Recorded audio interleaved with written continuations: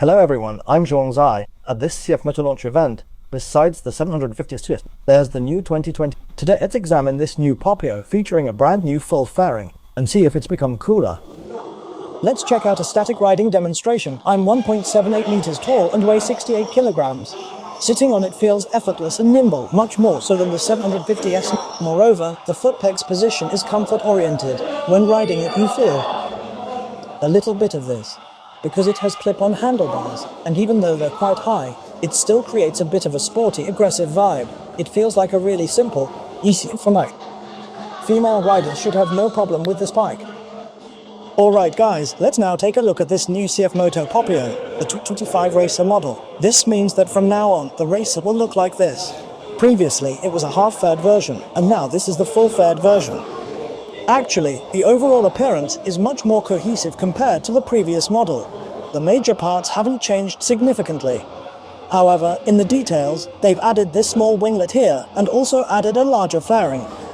The engine is still the same 125cc air-cooled one from the previous Popio. I'm familiar with it because I used to own an ST Popio. This engine's vibrations are minimal and it's very smooth. However, it struggles to pull at high revs due to its old platform, so don't expect much power.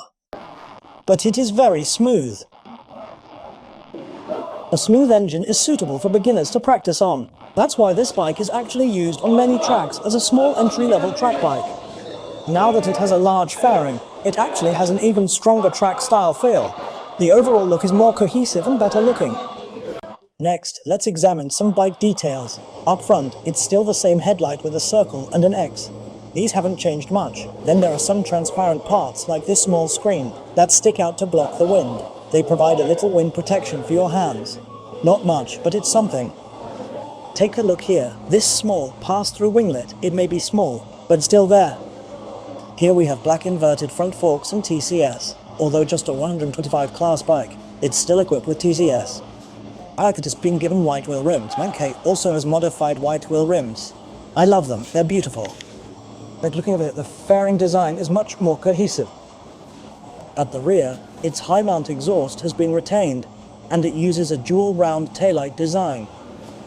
Even today, this is still very distinctive, because there really aren't many small, retro-style sport bikes like this on the market, and not many use this kind of traditional dual round taillight. With the high mount exhaust, moving the rear mudguard up would make this bike perfect. Overall, it's still a nimble, agile and fun bike.